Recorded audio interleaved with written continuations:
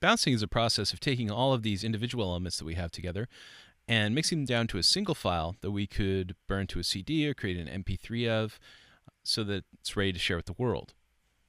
To get ready to bounce, I may do something like come to my master output where everything is summing together, and I may just pop a add limiter. It's an adaptive limiter. This thing is just going to prevent clipping.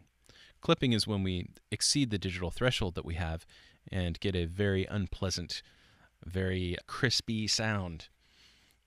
So here we go. I'm going to listen to it and see if I need to tweak it a little bit.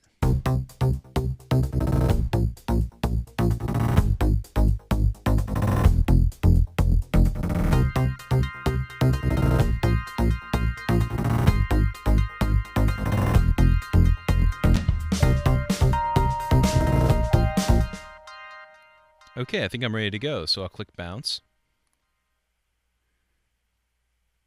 PCM audio file. These are uncompressed files that would work well for a CD, or if you wanted to give out really high quality audio to whoever happens to be in your audience. We have MP3, which I can select, and this of course is one of the most popular formats. I'm just going to turn its quality up a little bit. And then I have AAC, which is usually used in iTunes. I'll make that very high quality as well. I have something called Normalize on. If I wanted to, I could also burn to a CD or a DVD, but I'm not going to do that right now. It's going to create all these files at the same time. So I click bounce, and it says, what do you want to name this? So right now, I realize that I have not saved this song yet. I know that because it went into my Logic folder, and it's got a bounces folder. Oh my gosh. I look at the top of the screen, and it says Untitled. Now, when you saw Untitled at the top of your screen in all of the previous versions of Logic, you were really kind of screwed if anything happened to your song while you were being creative. And one of the greatest things that they implemented in Logic Pro 10 is an autosave feature that's always saving your work as you're moving along.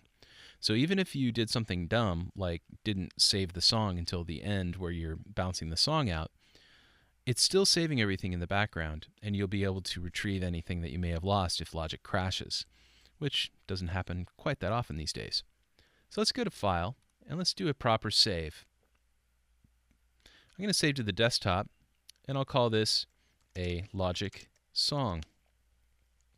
Down below we have organize my project as a package or a folder. If we do it as a folder, it's going to create a project folder that has all of the other folders inside of it to contain the assets. If we say a package, it's going to create a single file that contains all of that information. But when you're on the desktop, you can't like go into the folder and drag things out. It's going to just be a single file. When you save into a folder, you'll be able to get all your assets, any way you want. So I'll create a folder because I'm old school like that and hit save. Now that this song is properly saved, we can move on to bouncing the song.